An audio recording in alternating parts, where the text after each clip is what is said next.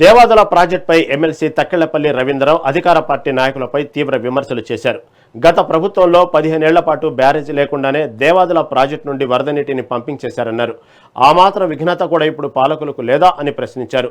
కన్నెపల్లి మేడిగడ్డ భౌగోళిక పరిస్థితులపై కేటీఆర్ స్పష్టంగా వివరించినప్పటికీ అర్థం కాలేదా అని మండిపడ్డారు. మేడిగడ్డ బ్యారేజ్ లేకుండా పంప్ హౌస్ ఎలా సాధ్యమంటూ వస్తున్న వ్యాఖ్యలను తక్కెళ్లపల్లి తప్పుపట్టారు.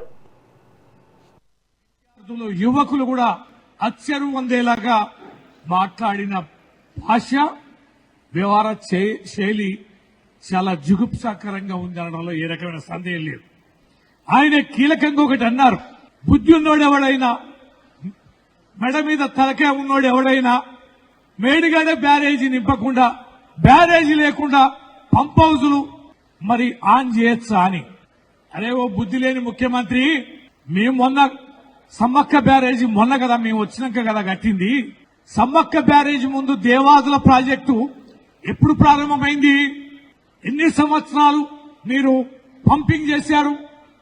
దేవాదుల పంపింగ్ వితౌట్ బ్యారేజీ 15 సంవత్సరాలు పైగా మీరు పంపింగ్ చేశారు కదా.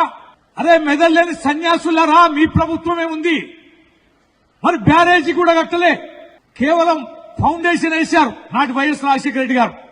అక్కడ కోయల ద్వారా వచ్చిన తిరుగుబాటుతోటి బ్యారేజీ కట్టలే కదా, పంప్ హౌస్ ఆన్ చేశారు కదా, సంవత్సరాల తరబడి కూడా నీటిని వరద సమయంలో పంపింగ్ చేశారు కదా.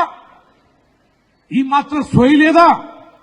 ఈ మాత్రం చారిత్రక అంశాలని, నీ గత అంశాలని నెమరు వేసుకుంటే అర్థమవుతుంది కదా. మేడిగడ్డ బ్యారేజ్ ఎక్కడ ఉంది? కన్నెపల్లి పంప్ హౌస్ ఎక్కడ ఉంది? మరి కన్నెపల్లి పంప్ హౌస్ లోకి మరి ఎంత డౌన్ లో ఉంది? అక్కడికి ఎన్ని నీళ్లు పంప్ హౌస్ కి టచ్ లో ఉన్నాయని ఇవన్నీ చెప్పావు కదా. అన్ని వివరంగా ప్రత్యక్షంగా అక్కడ నిలబడి విజువల్స్ ద్వారా చూపించుకుంటూ మా కేటీఆర్ గారు మేమందరం కలిసి విజిట్ చేసి చెప్తే నీకు అర్థం కాలేదా? నీకు ఆ మాత్రం సోయి లేదా? ఖచ్చితంగా నీళ్లకు సంబంధించి ఎల్నీలో సమస్య ఉందని తెలుసు, నీకు వస్తుందని ముందస్తుగా తెలుసు.